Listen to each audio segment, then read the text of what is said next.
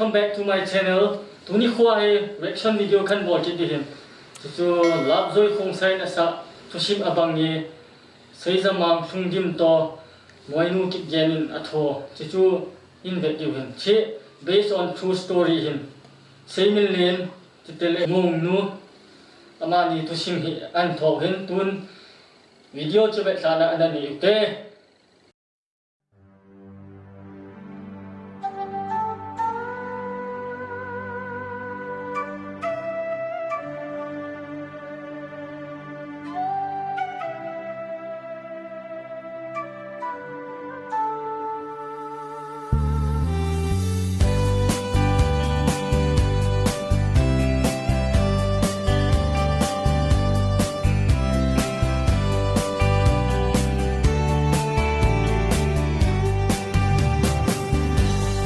Sim abang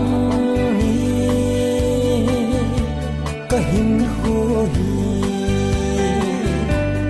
kakum le kalhan to lo wa azad za kato ding hitai mo sen lung tu mol so pi dia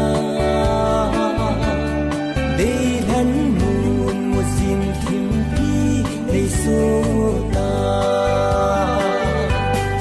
Asa len hagovo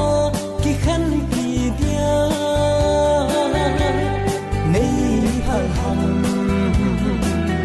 gul nei phal ham nang keu nahi sit le za a hin nom lo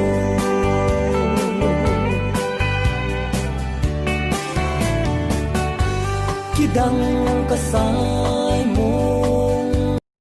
chu iga bena le simile hin mung nu chu adeya cha chu atu be mung nu te na cha so la le mung nu ma hinda mung nu chun ngai dang na ni ta ja chu simile to ki chen de chu agel the do ja chu poison na do na ki anaki that bu kha dan he na san hi na khang do hin kho I lo wa thi le hin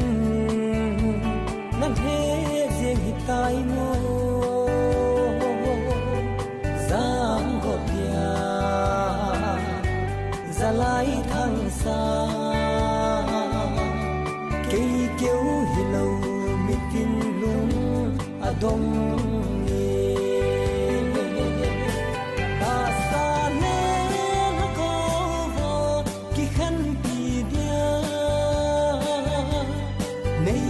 phal ham gul nei phal ham nang keu nahi sit le za a hin nom lo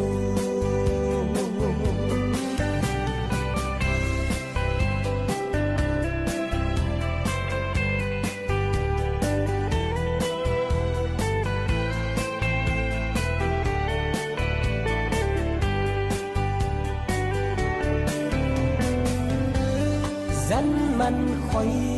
man nahi dễ gam nan te tin lung ki nem min na lai na ho zong ka dong man po tua la nang gian mo le ta nào băng kapom lai mi than alang ni asa le cha chu semin len hin mung nu chu ipiza ki that wa helo le pi lung nat ani ya hi chi a chum ham yong ni ten po thang pai ana do man lo he iga age la le po na um tho he e khiong le a sa tho he la se ngai ya chu kan min lai atong khai ni le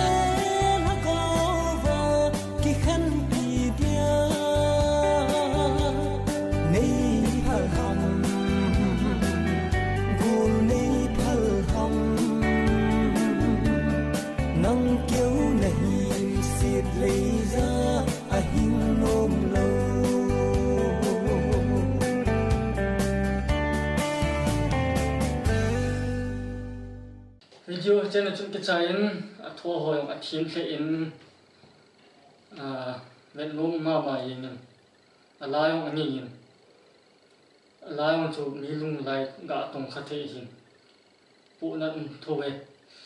chuta le atum bele a isu pi pau yu pau em pau ni chunga he pa chat na sang ta kan ni e a ji chu ama hin hitia he video tho de hin bol hi le semin to mong nu thu sim long chu koi man he lo di hin ama hin tia an bol jin ama chunga yong pa chat na sang ta kan ni e album ni lo le official video sanga hoizo phazo an tho di wi kini piuma ma jengin tun video he chana khan nga tan aban video a chimu kit ka sewin